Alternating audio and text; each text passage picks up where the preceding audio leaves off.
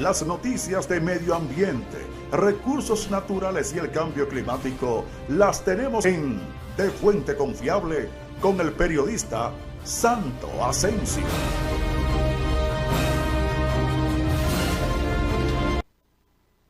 Buenas, bienvenidos sean todos amigos de su sesión el cambio climático, los recursos naturales y el medio ambiente.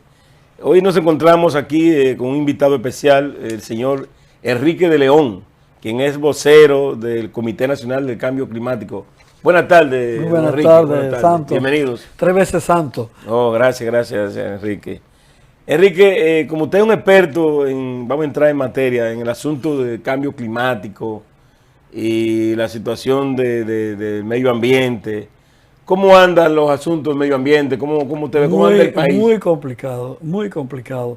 Y yo quisiera que la gente entienda qué está pasando para que se asusten. No porque uno quiera asustar a la gente, sino porque la situación está muy dramática. Por un lado, el cambio climático ha seguido incrementándose, y por eso la alta temperatura, también los incendios forestales. Hace un mes en Nueva York los cielos de Nueva York se pusieron rojos porque hubo un gran incendio de los bosques de Canadá hacia el este, hacia la costa este. Pero ayer, antes de ayer, en Filipinas hubo un incendio. Fue bien por ahí. Sí, fue un incendio. Filipinas, Hawái. Digo, Hawái, tan cerca. Hawái hubo un incendio que ya ha cobrado la vida de 90 personas. Dicen que es el incendio más catastrófico que ha habido en territorio estadounidense. Un desastre. Sí, pero también está la ola de calor, una cantidad enorme de personas han muerto de calor, no solo en la India, aquí. Yo hablaba hoy en la tarde, antes de venir para acá, con una doctora que atiende a mis hijos. Dos de mis hijos son falsémicos y me decía que ella ha tenido muchos decesos de sus pacientes falsémicos, porque la alta temperatura produce un estrés en el organismo y es fatal para los falsémicos, porque un tercio de la población dominicana es falsémica. Sí, yo tengo familiares sí.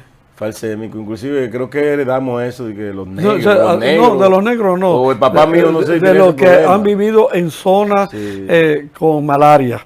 Y claro, el África y Asia son zonas con mucha malaria.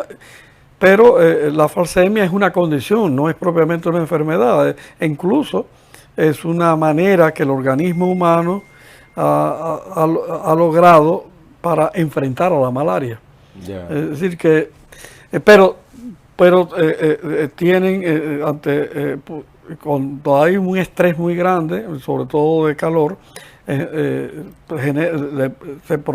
le provoca crisis que puede llevarlos a la muerte. Yeah. Así. Entonces, ¿por qué? Porque también la gente se muere del calor porque la presión sube o baja.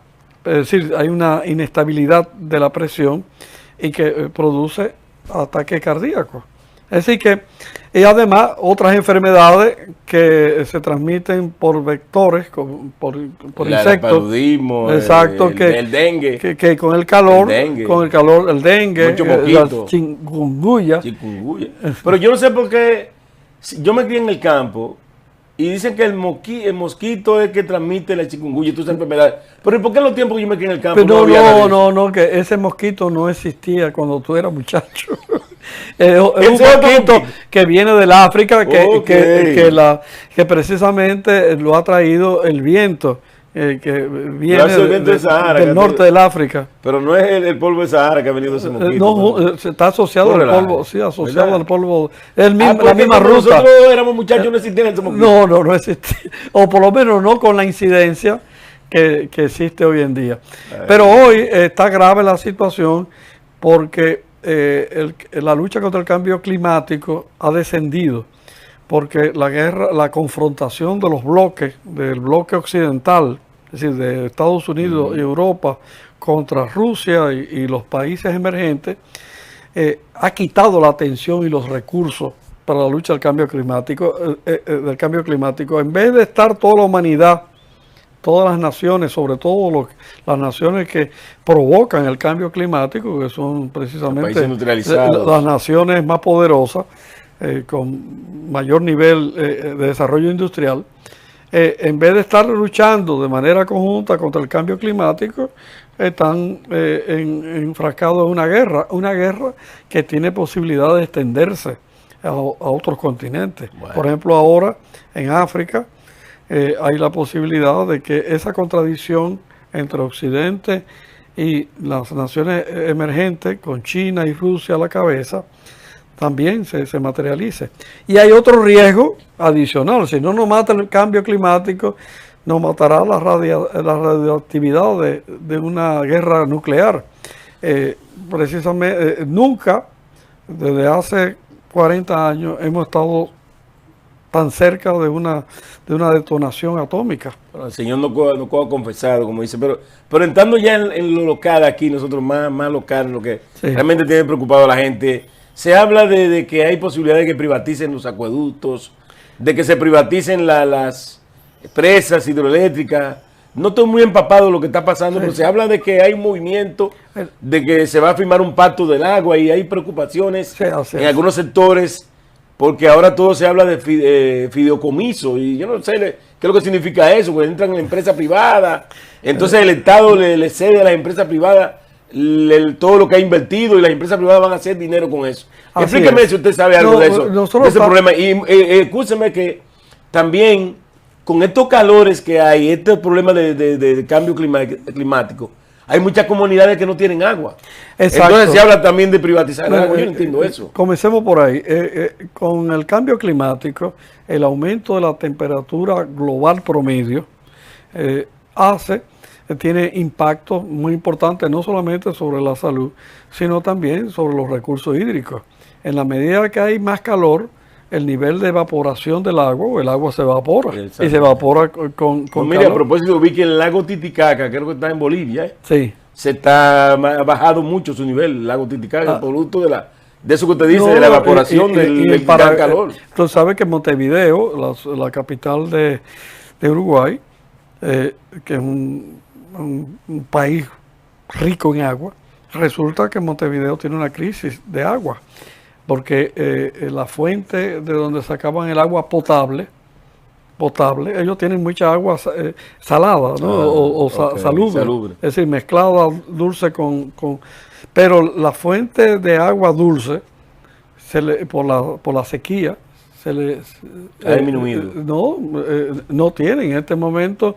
Pero en Chile también hubo problema con Tarapacá, me parece. Sí. Un lago que ellos tienen también que ha mermado muchísimo. Se va evaporando el agua. En todas partes del mundo, y en España está pasando lo mismo con los lagos que se producen con las presas. Las presas están casi sin agua. Es decir, tenemos una situación alarmante en todo el mundo. Es decir, una de las manifestaciones, no la única, pero una manifestación importante es la sequía. Es decir, el calor incrementa la evaporación del agua, y por tanto los terrenos también se hacen más áridos. Es decir, el cultivo es casi imposible por la temperatura.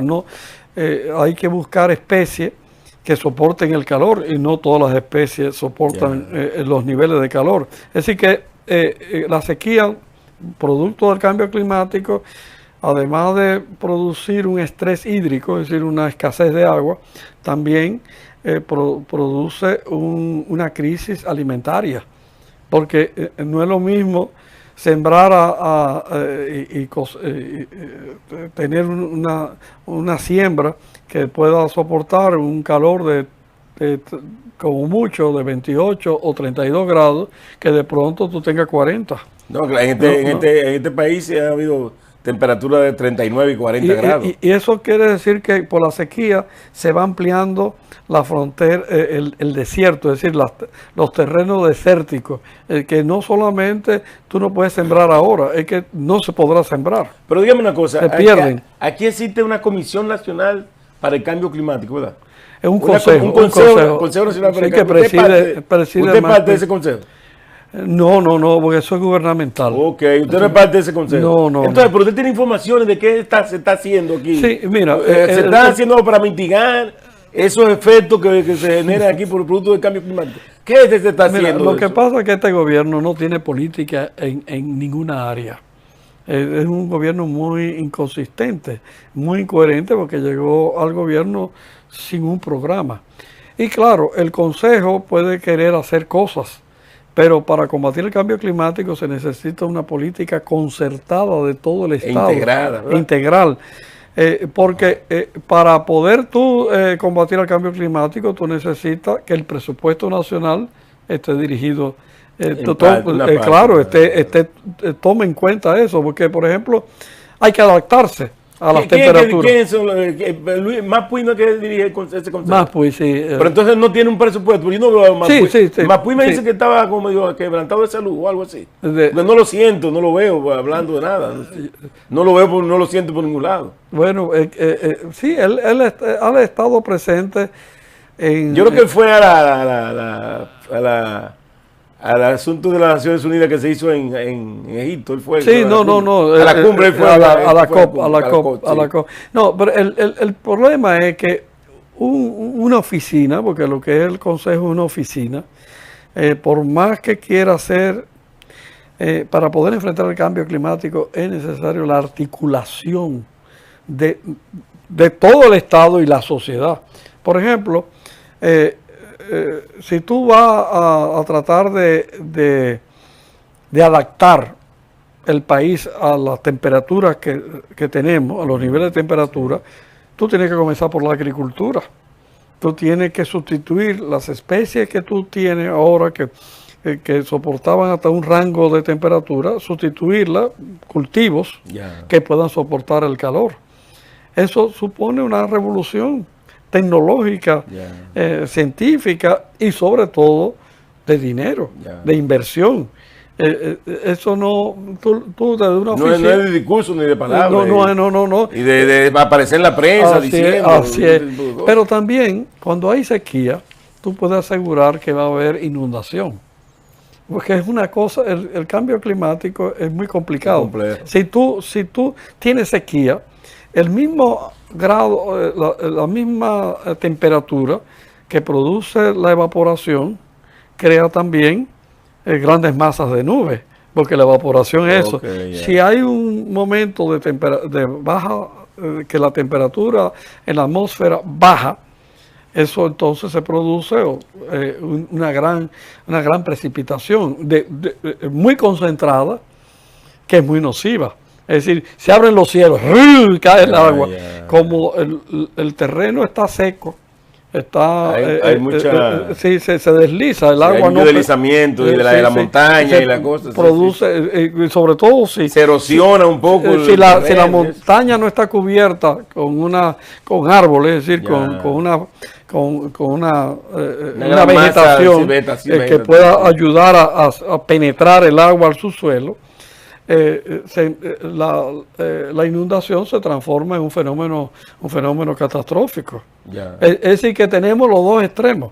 Es decir que... Entonces aquí usted no siente que hay una política clara con respecto a amortiguar esos efectos. No. Incluso aquí los componentes de este gobierno, bueno, hay un chiste, ya me decía un amigo, mira, este es el gobierno más evangélico que hemos conocido. Yo digo, ¿cómo así?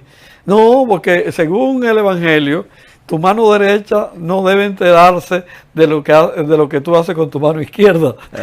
Este gobierno, lo que hace con la mano derecha, la mano izquierda no se entera, y lo que hace la mano izquierda no. Por ejemplo, te voy a poner un ejemplo. La Cancillería de la República, en un acto encomiable, lideró a nivel mundial la lucha por una moratoria de la minería en aguas profundas. Es decir, que no se explotara el subsuelo de los mares. El gobierno de la República Dominicana encabezó eso. Okay. Pero a la misma vez, el ministro de Energía y Minas, Antonio Almonte, estaba llamando a los inversionistas de todas partes del mundo que vengan a hacer minería, a explorar y explotar, que es una acción de minería, los hidrocarburos. Si hay ahí en San Pedro de Macorís, en la cuenca marina. Hay yacimiento de petróleo aquí. Sí, claro, hay, pero no suficiente. Ya. Es decir, el problema es que nosotros estamos muy cerca de Surinam y de Guyana. Ya. Las reservas de Guyana y de Surinam son casi infinitas. Entonces, la explotación de hidrocarburos en aguas profundas, es decir, en la mar afuera, es muy costosa. Ajá. Entonces, si tú vas a invertir esos aquí... Esos pozos que se hacen, que se ven así, sí, en el mar, esa torre en el mar. Sí.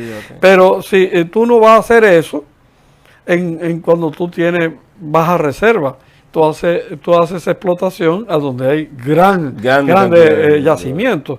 Entonces, nosotros no somos un atractivo para el capital internacional, para explotar las reservas que tenemos aquí en la cuenca de San Pedro de Macorís, que ya fueron medidas por APA, que se llamaba Apache, estuvo haciendo la exploración y ellos no han vuelto porque vieron que lo que había aquí no es que no haya, sino que no compensa lo que es la inversión. Por suerte, porque eso hubiera matado todo el turismo de la costa este. Enrique, entonces, usted que también es experto en asuntos climáticos, hábleme de este fenómeno del Niño, porque ahora eso es lo que está... Sí. La temporada pasada era la niña, que como que genera menos lluvia, más fresco. Sí. Pero entonces ahora que está el fenómeno del Niño, sí, que realmente está generando muchos incendios, mucha sequía, fenómenos atmosféricos, y esta temperatura que ha roto récord. Los científicos ahora están buscando, estuve leyendo, como un fenómeno que ellos dicen como que se lo achacan a que los barcos están usando otro tipo de combustible ahora que es más limpio, y como que la atmósfera está más despejada y parece que los rayos del sol están como calentando más. Tú ves una tesis sobre eso, como que eso aparentemente, porque ellos dicen que ha sido algo insólito los niveles de temperatura tan altos que se han registrado en todo el mundo.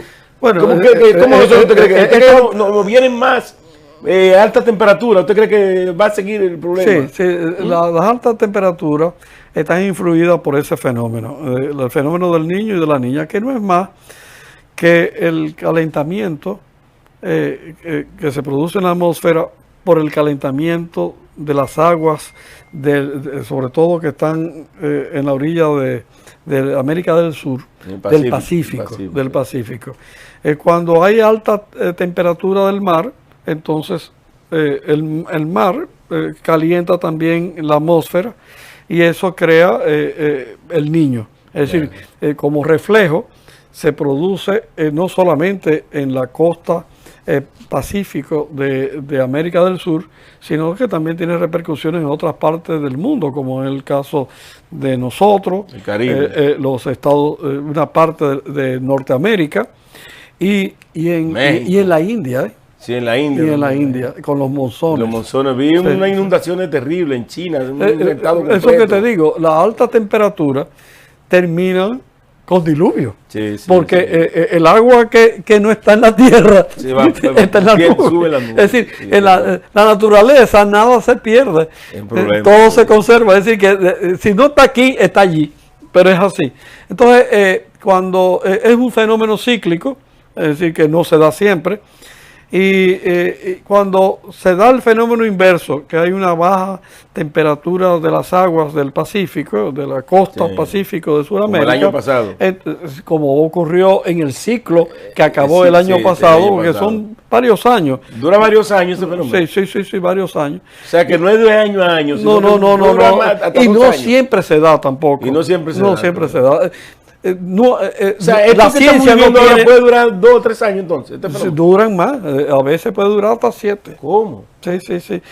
No, ¿y usted cree que la Tierra puede aguantar que esté caliente tantos años? Bueno, ¿Cómo está esto? no sé, porque no es solamente por el niño, es la quema de los fósiles. Es decir, el petróleo, como carburante. Como vivimos un régimen capitalista, es decir, un régimen donde mandan los dueños del capital, una fuente de capitalización importante, tal vez la más importante del mundo, es el petróleo. El petróleo es una fuente de enriquecimiento. Entonces ha habido una gran resistencia a disminuir la extracción de petróleo y de disminuir la quema de petróleo. Pero dígame usted, aquí hay casi 3 millones de vehículos circulando en el Gran Santo Domingo y el Distrito Nacional, más las chimeneas, la falta de árboles, ahora también hay muchas urbanizaciones donde no se hacen parques, no se siembran árboles, lo que se está haciendo muchos apartamentos y no hay área de esparcimiento. Donde había una área verde, ahora hay muchos apartamentos. Un edificio de 10 pisos. Claro, eso contribuye. ¿Qué le espera entonces a esta isla entonces? Si es como estamos a los niveles que estamos. Es urgente. Es urgente. O sea, se le está dando la espalda a esto. Y no una regulación, por lo menos en las zonas urbanas, para primero conservar las áreas verdes e incluso promoverlas, porque el árbol no solamente da sombra, crea un microclima, que protege precisamente a la población del calor. Las ciudades son anafes, porque el concreto, en vez de producir una baja de temperatura, no es como el ladrillo. El ladrillo refresca, pero el cemento no, y sobre todo el hormigón. Entonces eso incrementa el calor. Y el uso del aire acondicionado, contrario a lo que la gente piensa, que el aire refresca el que está dentro. Porque está afuera. Entonces tiende a aumentar. Porque calienta la atmósfera. Entonces es un infierno. Entonces, a medida que aumenta el calor y que la gente usa más los aires acondicionados, sí. Además de quemar, aumenta el calor externo, de quemar más combustible fósil, más los vehículos circulando. Entonces, ¿qué es lo que en las ciudades hay que tomar medidas muy importantes, como es, por ejemplo, la reforestación urbana, crear espacios verdes, sacar un poco de vehículos. ¿Qué usted cree? Bueno, eso por supuesto. Hay un esfuerzo de hace muchos años a través del metro y de los colectivos, de los vehículos colectivos en esa dirección. Pero el problema es que este país está organizado con la cultura de Miami, no de Estados Unidos, de Miami, que la aspiración de cada dominicano y dominicana es tener un carro. Tener un carro en tu casa. Eso es estatus. Aunque no esté ganando con qué mantenerlo. Además, hay la idea de que yo llego más fácil, y eso en los países desarrollados no es así. Que yo llego más fácil con un carro que con un transporte colectivo. No es así. Por ejemplo, el metro, aquí mismo ya hemos comprobado, sobre todo la gente que vive en Villamella o en Alcarrizo, que llega más rápido al centro de la ciudad con el metro que con un carro. Pero existe una cultura del vehículo individual. Eso hay que superarlo. Y superarlo por la bicicleta. Es decir, ni siquiera por el colectivo. Es decir, tú llegar por lo menos al colectivo, es decir, al metro. Y la alta temperatura con el asunto de la bicicleta también. No, porque precisamente la bicicleta ayuda a bajar la temperatura porque no hay quema de combustible. Claro que hay que crear las condiciones para eso. Sí, pero que coger una bicicleta a las 2. A las 12 del día una bicicleta. Pero hay horas que sí se puede. Es difícil. Que va, hay tigres. O a las 10 de la mañana. Hay tigres que yo he visto ahí, esos delivery en bicicleta. Pero Enrique, algo tenemos que hacer. Algo tenemos que hacer. Pero lo principal es la transición energética. A pesar de todo lo que está pasando aquí, nosotros debemos sustituir la energía fósil, es decir, el petróleo, el carbón y el gas, por energía renovable. Eso no solamente va a bajar la temperatura, sino que va a eliminar una causa del cambio climático. Por eso nosotros en la coalición RD 100% renovable hemos estado abogando, es una coalición entre las cooperativas, empresas solares y organizaciones sociales como ISAPROMA y nosotros, hemos estado abogando porque el país se forre. Los techos del país se forren de paneles solares. Pero este gobierno no quiere, porque prefiere que la generación eléctrica renovable lo hagan los grandes capitales y no el que puede tener $2,000 o $3,000 y poner los paneles solares en su techo. Oye, te dejo lo mejor para lo último. Vamos a hacer otro programa. Ese tema lo vamos a abordar en otro programa, Enrique. Bueno, es muy interesante eso. Muchas gracias por venir. No, gracias y vamos a seguir interactuando cuando tú quieras. El tema es inagotable. Así es. Y algo hay que hacer para que no colapse nuestra isla con este cambio climático y esta situación por la que estamos atravesando. Señores, ha sido todo por hoy. Pásenla bien y recuerden realmente suscribirse a nuestro canal de YouTube Ascencio Medio Ambiente para seguir subsistiendo y contamos con ustedes para seguir haciendo un buen programa y colaborando con el medio ambiente y vivir en un ambiente sano. Pásenla bien y nos vemos en la próxima. Las noticias de medio ambiente, recursos naturales y el cambio climático las tenemos en De Fuente Confiable con el periodista Santo Asensio.